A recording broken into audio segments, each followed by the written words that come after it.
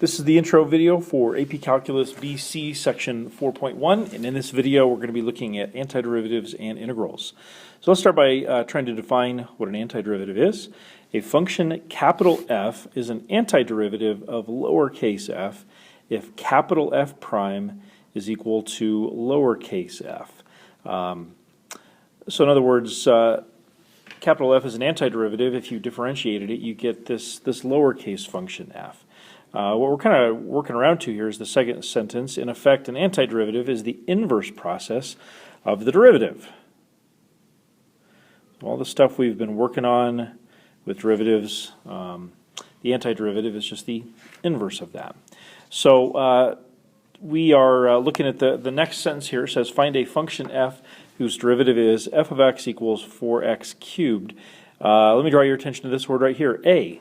It doesn't say find the function f whose derivative is f of x equals 4x cubed. So if you think about this a little bit, and I invite you to pause the video and think about this if you want, if we were to think of some capital F function, and let's say the classic one would be x to the fourth, right? Because we realize if we take x to the fourth and differentiate it, we get 4x cubed, making capital F here the antiderivative of lowercase f.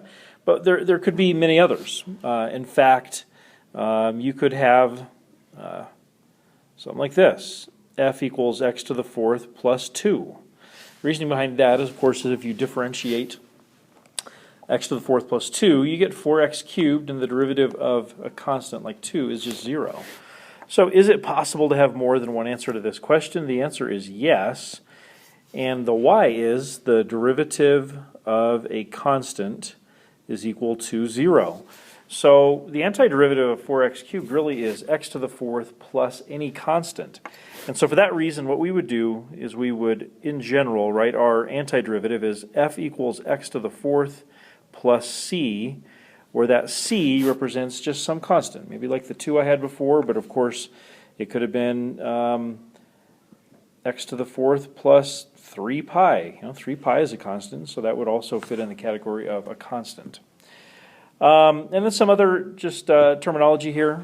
When we are finding an antiderivative, like we've been just practicing here a little bit, it could also be said that we are finding an indefinite integral. So that's an equivalent term, and we'll use those interchangeably, really. Okay, so we're going to look next at kind of the parts, basic pieces of an antiderivative or an integral expression. Check it out. Down below we have this antiderivative expression, or an integral expression. So first on the left here, we've got that kind of tall, skinny s. The tall, skinny s stands for, it's basically, actually let me retry that. It's an action word. It's saying find the antiderivative. Find the antiderivative. It could also just be referred to as the integral symbol. It's a tall, skinny s, and soon we'll get into why it's a tall, skinny s, but it is an action word. It's telling us to find the antiderivative. All right, the f of x inside there, that is known as the integrand.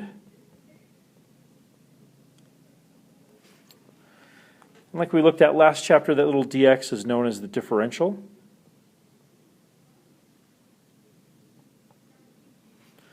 Capital F of x would be the antiderivative.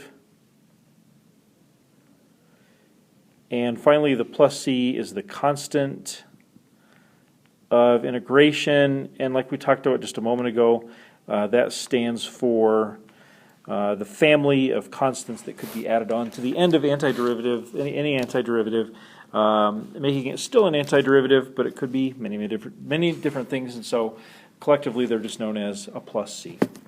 All right, let's take a look at our next page here before I finish up our video. All right, so on this page, of course, you will see some basic integration rules. On the left, over here, we see the old derivative rules that we talked about back in chapter 2. And on the right, we see the integration rules. Draw your attention to a couple of them right here. The antiderivative of a constant, so that would be like integral of 2 dx. That equals 2x plus c. This is another good one right here. This is the constant multiple rule. If you notice, really all that's happened is the k has gone from the inside of the expression, the inside of the antiderivative, to the outside. So in other words, you can, if you've got a constant multiple, you can factor that constant multiple out, do whatever you have to do with the antiderivative, and then multiply the constant back in later. That's a pretty useful skill, pretty useful rule. This is probably the most used rule. It's the power rule. And of course the power rule, if you think about the power rule for derivatives, which is over here, then the rule on the right is exactly the opposite. So if you have a variable base, like an x right here, and a numerical integral, like the n, then to find the antiderivative, you simply add 1 to the old exponent, and then you divide by the new exponent, giving you the antiderivative. Of course, not everything is a polynomial, or an x to the n, and so we have these other rules here. These are all trig functions, of course, cosine, sine, secant squared, etc., etc. And so if you don't already have those rules committed to memory, I suggest you spend some time with those. It'll be something you for sure need to have in your memory banks, and we'll talk about maybe a few of the whys and hows of those as we move forward. Okay, so that's our video. Hope that worked well for you. See you in class.